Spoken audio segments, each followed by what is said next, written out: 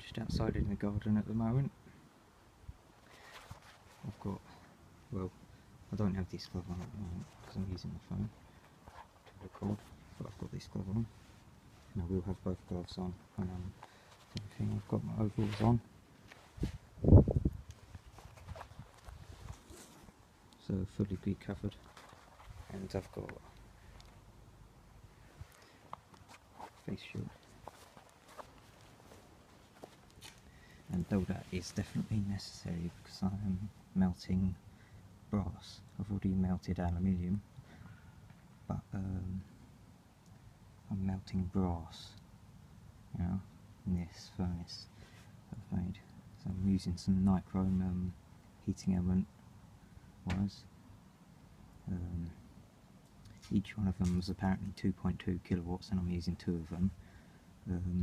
Running it off the Variac. It's not drawing 4.4 kilowatts though.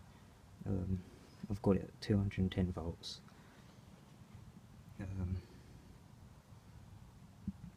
This is alumina silicate firebrick. Touching this right now, it is barely warm, literally just above stone cold.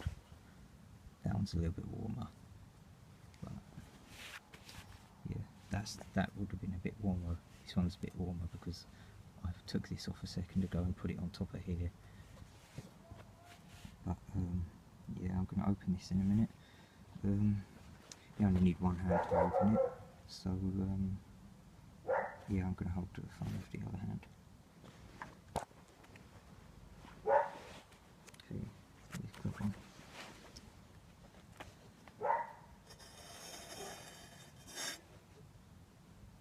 You can see how much the exposure changed on that camera. So let's just have a close look inside there.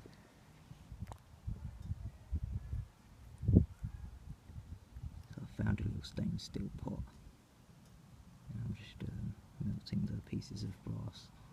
They are melting down nicely.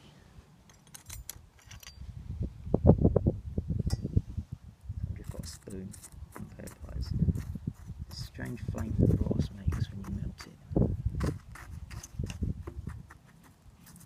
Okay, so that's a kind of a whole liquid form now. Just put my spoon down,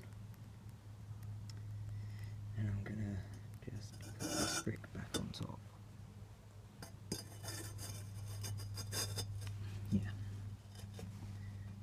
As I said, this is alumina silicate firebrick, and it's very good insulator. So you saw how hot it was inside there, and this here is just like touch it with bare hand. So that's going well, and I'm going to pour it into this that I got at the shop today. It's got an anti-stick coating on it, and that will burn off. But there was a label on there, had a barcode, and it also said maximum temperature that you should heat this up to, and it was 230 degrees, but too bad I'm going to put roughly 1000 degrees molten brass in there, but I don't care about the non-stick, so that's good. Right, see you in the next video.